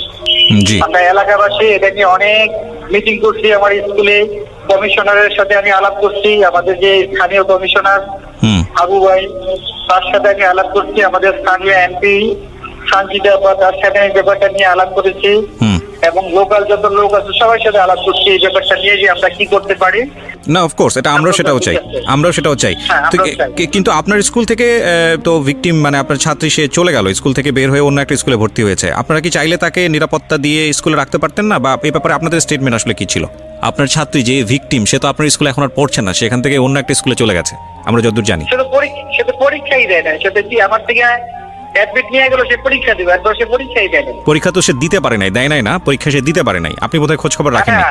না, আমি তারে পরে ফোন দিচ্ছি যেদিন তার মা এসে আমার থেকে অ্যাডমিটটা নিয়ে গেল। আমি বললাম যে ওটা পরীক্ষার হলে পারেন, কারণ আমরা কিন্তু পরীক্ষার হলে থাকি না, আমরা থাকি অন্য জায়গায়। পরীক্ষার দিনও আমি ফোন দিচ্ছি তারে, যখন হলের থেকে ফোন দিচ্ছি যে আপনার এই স্টুডেন্ট আসছে, তখনও তার আমি ফোন দিচ্ছি, সে আমাকে অকথ্য ভাষায় গালিগালাজ করে দিয়ে যাচ্ছে। আপনাকে গালিগালাজ কেন করেছে? আমি জানি না সে কেন করছে। যে একটা মানুষকে কারণ ছাড়া অকথ্য ভাষায় গালিগালাজ করলো, আপনি কোনো স্টেপ নিলেন না? আমি কি দেবো তার কিছু বেশ, তো আমার দরকার নাই তো। না কিন্তু আপনি তো স্কুলের প্রধান শিক্ষক, আপনার সঙ্গে এই স্কুলের ইমেজ জড়িত। আপনি যদি আমাদের বিনা কারণে কিছু বলেন, আমি আপনাকে কেন বলতে চাই? কোনো দরকার নেই তো আমার। আমি এলাকাবাসীকে বলছি যে সে এই বলে, এলাকাবাসী বলতে আপনার কিছু বলার দরকার নেই স্যার, আপনি ঠিক থাকেন। আমি যতটুকু সাহায্য করতে পারে সে সেটা জানে। আমি তাহলে এখানে স্থানীয় পোলাপাইন দ্বারা খোঁজার অনেক ব্যবস্থা করছি। আপনি স্থানীয় পোলাপান দ্বারা খোঁজার ব্যবস্থা করেছেন, বিষয়টা আমি বুঝলাম না, মানে এটা একটু যদি পরিষ্কার করতেন। হ্যাঁ, সে যখন বলছে যে আমার সে পায় না, তখন বলছি যে ওদেরকে দেখো সম্ভাব্য কোনো জায়গায় সে থাকতে পারে কিনা। এই ধরনের এলাকার কিছু ছেলে মেয়েদেরকে আমি তার সাথে নিয়েই বলছি যে দেখো বাবা তোমরা। না, আপনি এলাকার ছেলে মেয়েদের কাছে কেন যাবেন? আপনি স্কুলের একজন দায়িত্বপ্রাপ্ত ব্যক্তি, আপনি যাবেন পুলিশের কাছে। পুলিশের কাছে তো রাত্রে গেছি আমরা। না, আপনি এলাকার ছেলে মেয়েদেরকে, এলাকার ছেলে মেয়ে কাদেরকে খোঁজের জন্য পাঠিয়েছেন? ওই মেয়েকে যে একবার আরেকটা ছেলের সাথে ধরে আনছিল ওই ছেলে, এবং আরো কয়েকটা মিলাই এসেছি না, ওদেরকে আমরা পাঠাই। আচ্ছা, ওই মেয়েকে আরেকবার ধরে নিয়ে আসা হয়েছিল কোন একটা ছেলের সঙ্গে, আপনি সেটাই বলতে চাচ্ছেন? তো এটা আপনি নিশ্চিত? এটা নিশ্চিত, এটা পুলিশ সহ ছিল তো, পুলিশ সহ দশে পুলিশের খবর দিয়ে আনছি আমরা। আচ্ছা, পুলিশ আইসা পরে এটা মীমাংসা করছে। এটা কবে স্টেটমেন্ট দিয়ে গেছে? ওকে, এটা কবে নাগাদ হয়েছিল? এটা এর ঘটনার কত সম্ভবত মাস খানেক বা মাস দুই আগে হইতে পারে। সেই সময় আপনার স্কুল থেকে কি স্টেটমেন্ট নিয়েছিলেন? আমরা তো পুলিশ এটা সাথে পুলিশের কাছে দিয়ে দিই। 1 মাস আগে? 1-2 মাস আগে হবে, আমার সঠিক ডেটটা মনে নেই। আচ্ছা, পুলিশের কাছে আপনারা দিয়েছিলেন। ওকে, ঠিক আছে। আমি আসলে প্রাসঙ্গিকভাবে যেহেতু আপনার কথা এসছে সে কারণে আপনাকে জিজ্ঞেস করলাম, এবং আমরা আসলে কাউকেই অ্যাকিউজ করছি না আমাদের এই অনুষ্ঠানে। আমরা চাচ্ছি যে একটা তদন্ত হোক, এবং তদন্তে যারা আসলে দোষী তাদের বিচার হোক, সেটা যেই হতে পারে। আর এই সমস্যাটা আমাদের সমাজে এখন বিভিন্ন অ্যাঙ্গেল থেকে বিভিন্ন জায়গা থেকে আসছে, এবং এটা খুব মানে ভাইরাল আকারে ছড়িয়ে পড়ছে এই ধর্ষণের বিষয়গুলো। আমরা চাই যে প্রত্যেকে এখানে সঠিক ভূমিকা রাখুক, এবং আপনি যেহেতু স্কুলের প্রধান শিক্ষক, আপনার দায়িত্বটাও অনেক বড়, এবং আমরা বিশ্বাস করি যে আপনার এখানে সম্পৃক্ততা ছিল না, কিন্তু সেটা আসলে বিশ্বাসের উপর নির্ভর করে না, সেটা প্রমাণ করবে আসলে আদালত। সো আপনাকে অনেক ধন্যবাদ, আপনি সময় দিলেন আমাদেরকে, থ্যাংক ইউ। তো আমি যেটা বলছিলাম যে আপনার মেয়েকে আমি যেভাবে দেখতে পাচ্ছি ও তো মৃত, আমার কাছে মনে হচ্ছে যে মানে এর মধ্যে আবার ঘটনা হয়েছিল। কি ঘটনা? ওই থানায় নিয়েছে, আবার ওই মেডিকেলের রিপোর্ট আইসা থানায় নিয়েছে, রে ওই ডিসি এই ডিউটি অফিসার নিয়ে দমকাইছে। আগের কথা বাদ, আবার আজমে দমকাইছে, আবার আমি দমকাইছি, কইছি তুমি গেছো কাগো বাসায় তোমার। এবার আমি ওর সাথে কথা বলবো, আপনারা কেউ কোনো ইন্টারাপ্ট করবেন না। গলায় দড়ি দিতে গেছে। আচ্ছা দেন, ওকে দেন, এটা দেন, মাইক্রোফোন দেন। তুমি আমার সঙ্গে কথা বলো 2 মিনিট। হ্যাঁ, সব কিছু ভুলে যাও। আমি জানি যে ঘটনা তোমার সঙ্গে ঘটেছে, সেটার জন্য আল্লাহ কাউকে ক্ষমা করবে না। প্রথম কথা হচ্ছে এইটা, কারণ তুমি এখানে নিরপরাধ, তুমি জানো না যে তোমার সাথে কত ভয়ানক ঘটনা ঘটেছে। কিন্তু আমরা সবাই তোমার সাথে আছি, লাখ লাখ মানুষ তোমাকে শুনতেছে, পৃথিবীতে খারাপ মানুষের সংখ্যা বেশি না। হ্যাঁ, লক্ষ লক্ষ মানুষ তোমাকে শুনতেছে, সবাই তোমার জন্য দোয়া করবে আজকে রাতে। সুতরাং তোমার জীবন ভালো হবে, এটা তুমি নিশ্চিত ধরে নিতে পারো। আমি মন থেকে তোমার জন্য দোয়া করি। টেনশন করার কোনো কারণ নেই। জীবন এমন না যে এর একটা ঘটনার কারণেই থেমে যাবে। যারা অপরাধ করেছে, তুমি তো শুনলাই তোমার লয়ার কি বললো। এবং একটা সবচেয়ে বড় জিনিস যেটা, আপনাদের ঢাকা মেডিকেল থেকে যে রিপোর্টটা এসছে, যেটা বলা হলো, সেখানে কিন্তু প্রমাণ আছে যে ও রেপড। তার মানে এটা পুলিশের দায়িত্ব এটা খুঁজে বের করা যে কীভাবে এটা হলো। এটা পুলিশ যদি কোনো কারণে চার্জশিটের এদিক ওদিকেও কোনো কিছু হয়ে যায় যেটা আপনাদের মনোপুত হচ্ছে না, তার মানে এটাকে কোর্ট থেকে এটা ওকে করার কোনো সুযোগ নাই। সুতরাং আপনাদের আস্থা রাখতে হবে। কিন্তু আমি তোমাকে এইসব জিনিসের নিতেই চাই না, কারণ তুমি ক্লাস 5-এ পড়া একটা মেয়ে, তুমি এগুলা কিছু বুঝবা না। দুনিয়ার এত ভয়ানক জিনিস তোমার জীবনটাকে নষ্ট করে দিক, শেষ করে দিক, তোমাকে একেবারে এফোর করে দিক। আমি জানো না, আমি 2-2.5 ঘন্টা শুনতেছি, আমি ভারী হয়ে গেছি অনেকখানি। আমি শুধু চিন্তা করতেছি, দেখো এগুলো একটা সময় সবাই ভুলে যাবে, কিন্তু তোমার জীবনের দাগ সারা জীবন হয়তো তোমাকে সমাজ বাধ্য করবে বইয়ে বেড়ানোর জন্য। হয়তো তুমি আমার কথাগুলো বুঝতেও পারতেছো না, ভুলে যাও। তুমি আমাকে একটু বলো তো, এই তোমার সাথে এই ঘটনা ঘটার পর তোমাকে কয়বার থানায় যেতে হয়েছে এখন পর্যন্ত? অনেকবার। লেখাপড়া বন্ধ হয়ে গেছে, জি কেন বন্ধ হলো? অনেকবার যেতে হয়েছে। যেদিন নাকি আমাকে ওসিসি থেকে ছাড়া দিয়েছে সেদিনও একদিন থানায় ছিলাম। হুম। তারপরে আবার অনেকবার ডাকাডাকি করছে, ওসি এসে জিজ্ঞাসাবাদ করছে। হুম। তারপর আবার থানায় একজন আছে, সেও জিজ্ঞাসাবাদ করছে, অনেকবার যেতে হয়েছে। বিপিন সেন্টার লেখাপড়াটা বন্ধ করলা কেন? এটা কি তোমার মা বন্ধ করে দিয়েছে নাকি তুমি বন্ধ করে, তুমি কনসেন্ট্রেট করতে পারছো না? কি হয়েছে লেখাপড়া? তুমি তো 5-এ পরীক্ষা দেওয়ার কথা। পরীক্ষা দিতে পারিনি, যেদিন আমার পরীক্ষা ছিল সেদিন আমি করেছিলাম। কোর্টে ছিলা তুমি? জি কোর্টকে জানাও নাই যে তোমার পরীক্ষা আজকে? না, ওই দিন কি হয়েছে? ওই যেদিন প্রথম পরীক্ষা সেদিন তো কোর্টে জবানবন্দি নিতে বললা কোর্টে। হ্যাঁ। আর যেদিন পরীক্ষা সকালে এদিন রাইতে ধর রাইতে আমরা থানায় ওরে নিয়ে মেডিকেলতে ছাড় দিলে থানায় এক রাত রাখে, এক রাত থানা জমা নেয়, বুঝছেন? এটা কি মানে ক্লাস 5-এর ফাইনাল পরীক্ষার কথা বলতেছেন? হ্যাঁ, এই যে ফাইনাল গেল যে দিতে পারলো না, তো এখন 5-এ ভর্তি করছি, তো আবার স্কুল ড্রেস বানাই স্কুল দিছি। চেঞ্জ করছেন? হ্যাঁ, ওই এলাকায় ছেড়ে দিছি আমি। এখন দোলাইপাড়া এলাকার থেকে গেছি কেন গত মাসের 1 তারিখে গিয়ে ওই জায়গায় স্কুলে ভর্তি হ্যাঁ, করছি। আমি একটু বলতে চাই, হ্যাঁ। ওই মামলাটা করার পর আমাদের উপর 2বার হামলা হয়েছে। কিসের হামলা? আমাদের আমরা মুস্তানেরা যে দোলাইপাড় বেডিগো- ছিলাম যে প্রেমগলিতে, ওই বাড়িতে 12 জন পুরুষ এসেছে। দরজা তখন জানলা দরজা ভাঙা। মানে অনেক জোরে জোরে ই করতেছে। তারপর তোমরা এলাকা ছেড়ে দিয়েছো? তখন আমরা না, আমরা না, থানায় আমার যেতে আম্মু পুরা বাড়ির ভাড়াটিয়াদের ডাকছে। তখন ওই লোক কিন্তু আমার মার সাথে অনেক খারাপ খারাপ আচরণ করছে। কোন লোক এটা? ওনার নাম হলো হাত কাটা আক্তার, ওনার হাতগুলো কাটা। উনি হলো মাস্তান। মাস্তান, একজন মাস্তান, সবাই চেনে দোলাই পারে যে মিরাজি বাগের হাত কাটা আক্তার। 12 জন পুরুষ আসছে, ভাড়াটিয়ারা সাক্ষী।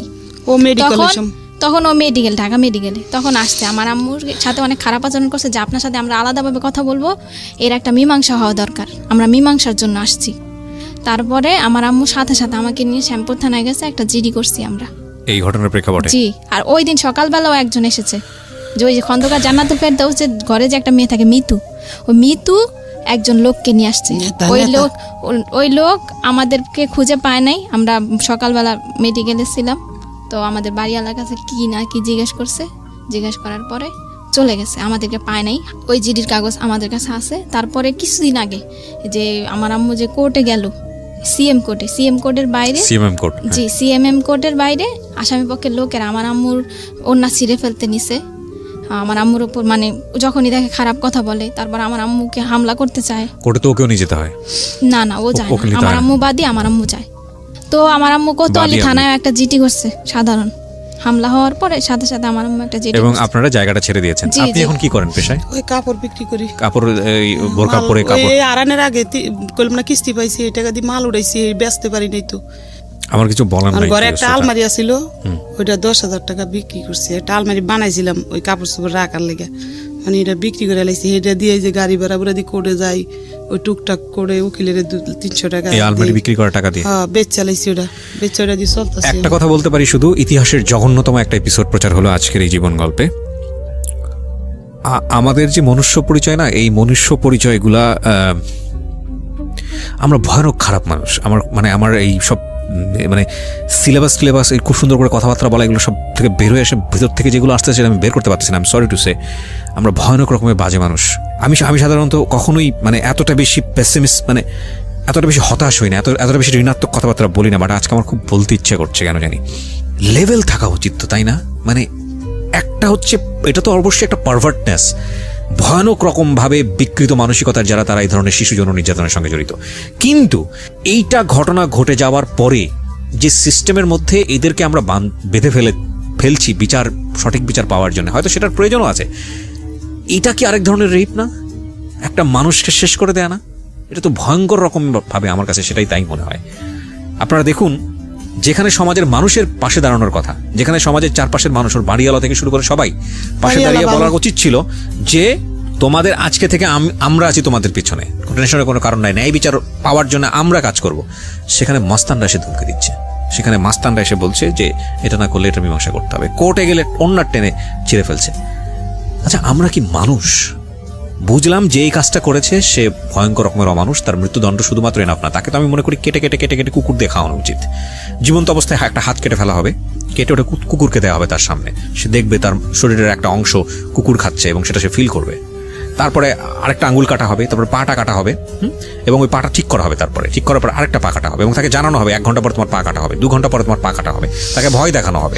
তার পরিবারের ফ্যামিলি মেম্বারদের সবাইদেরকে মানে ফোকাস করা উচিত যে এই লোকের এই ফ্যামিলিতে থাকতো, এই রকম ভয়ানক রকমভাবে শাস্তি হওয়া উচিত। ধুকে ধুকে একটা মানুষকে মারা হবে, এবং ধর্ষণের শাস্তি মৃত্যুদণ্ড, ব্যাস দ্যাটস নট অল। মেরে ফেলা তো ফিনিশ, কয়েক মুহূর্তের হয়তো বা যন্ত্রণা, কিন্তু প্রতি মুহূর্তে এরা যা ফেস করবে সারাটা জীবন। দেখেন তো একটু চিন্তা করে, এই ফ্যামিলিতে একটা ছেলে আছে, সে তার নিজের মতো সংসার করছে, এখন ছোট্ট একটা বাচ্চা, এই 2টো মেয়ে, এবং উনি কাপড় বিক্রি করে। ওর কথা বাদই দিলাম, ওর তো বড় বোন। আমাদের সমাজের যে সামাজিকতা, আমরা কি পারবো ওকে একটা সঠিক জায়গায় পাত্রস্থ করতে? বা এই যে মেয়েটা বড় হচ্ছে, ক্লাস 5-এ যে একটা ধাক্কাটা পেলো, ও সারাটা জীবন কি ট্রমার মধ্যে থাকবে আপনারা কি বুঝতে পারেন? ওই জায়গাটা থেকে ও কোন সাইকিয়াট্রিস্টের কাছে যাবে? ওর তো ভাত কেনারই পয়সা নাই, ও কোন সাইকিয়াট্রিস্টের কাছে যাবে? আমরা যখন গণমাধ্যমে এই একটা রেপের খবর পড়ি, আমরা যখন জানি যে একটা ছোট বাচ্চা রেপ হয়েছে, একটা ছোট বাচ্চা সেক্সুয়াল অ্যাবিউজ হয়েছে, আমরা আহা করে স্ক্রল করে অন্যদিকে চলে যাই, মানে আমি ফেসবুকের কথা বলছি, শেষ। কিন্তু আমরা কি জানি একটা রেপের পর একটা ফ্যামিলিকে সারাটা জীবন রেপ সিস্টেমের মধ্যে চলতে হয়? সমাজ তাকে কীভাবে পরিমাণ রেপ করে, কীভাবে বাঁকা চোখে তাকাবে এর মায়ের দিকে, এর মেয়ের দিকে। একটু এই মেয়েটা যদি জীবনে একটু এদিক ওদিক থেকে করে, সবাই তাকে খোঁটা দেবে। আমরা আমাদের জায়গাটা থেকে কবে মানুষ হব? অন্তত এইসব সেন্সিটিভ জায়গাটা থেকে। ছি ছি ছি ছি ছি, একটা ছোট বাচ্চা যে দিন দুনিয়া বোঝে না। আমি অনেক বেশি হতাশ, আমি আসলে আজকের এপিসোডটাতে অনেক বেশি হতাশ, এবং আমার আর কিছু বলার নাই, নাথিং টু সে। তোমার কোনো স্বপ্ন আছে? তুমি স্বপ্ন বুঝো? মানুষ যে ভবিষ্যতে বড় হয়ে এটা হতে চায়, ওটা হতে চায়, এরকম কোনো স্বপ্ন আছে?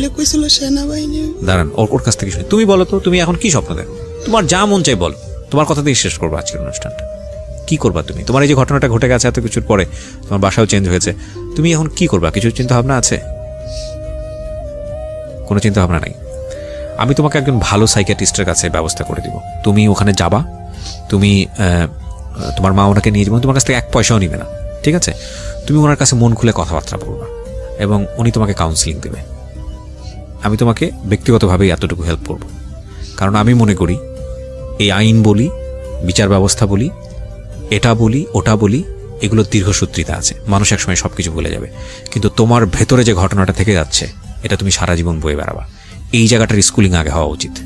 তোমার এই জায়গাটা ভুলতে হবে, তোমাকে নিজের পায়ে দাঁড়াতে হবে। আমি তোমাকে কথা দিচ্ছি যে আমি তোমাকে নিজে একজন সাইকিয়াট্রিস্টের ব্যবস্থা করে দিব, এবং খুব ভালো একজন নামী সাইকিয়াট্রিস্ট। উনি তোমার কাছ থেকে কোনো পয়সা নেবে না, হ্যাঁ? এবং আমরা আপডেটে থাকবো তোমার ব্যাপারে। তুমি আবার লেখাপড়া করতেছো, তুমি ঠিকমতো ফিরে গেছো, তোমার সব কিছুর ব্যবস্থা হয়েছে, আমি আমার লিসনারদেরকে জানাবো। যতদিন আমি রেডিওতে আছি, আমি কমিটেড করছি, যদি তোমাদের সাথে আমার যোগাযোগ রাখা সম্ভব হয়, আমি মাঝে মাঝে জানাবো যে তুমি কি করছো, তোমার পরীক্ষা কেমন হয়েছে, তুমি কি অবস্থায় আছো না আছো। তুমি সব কিছু ভুলে যাওয়ার চেষ্টা করবে আজকের পর থেকে। আর if any kind of problem, আমার নাম্বার তোমার কাছে থাকবে, তুমি আমার সাথে কথা বলবা, ঠিক আছে? ওকে? তোমার কিছু বলার আছে? আমাদের যারা লক্ষ লক্ষ মানুষ এখানে যারা শুনছে রেডিওতে, তুমি তাদেরকে কিছু বলতে চাও? শেষে কিছু বলতে চাও? কিছু বলতে চাও না? ও মাথা নাড়াচ্ছে এবং ওর চোখে পানি। আজকে শেষ করছি প্রিয় শ্রোতা। শুনছেন মিস্টার ম্যাঙ্গো ক্যান্ডি প্রেজেন্টস জীবন গল্প। আমি জানি যিনি রেপ করেছেন তিনি এই অনুষ্ঠানটা শুনছেন, কারণ তার ভয় থেকে হয়তো বা তিনি শুনছেন। আপনাকে একটা কথা বলে শেষ করতে চাই, যদি এই দুনিয়ায় বিচার না হয়, আপনি তো মানুষ এবং আপনি সৃষ্টিকর্তা বিশ্বাস করেন, আপনার একটা ধর্ম আছে। আপনি একটু চোখ বন্ধ করে চিন্তা করে দেখেন তো, আল্লাহ আপনার জন্য কি রেডি করে রাখছে। ধিক্কার, আর কিছুই বলার নাই। অনেক সুন্দর আছিল তো, এরম আছিল না তো। 3 মাস এরম হয়েছে, ছবিতে আপনারা দেখলে কবি এরম আছিল।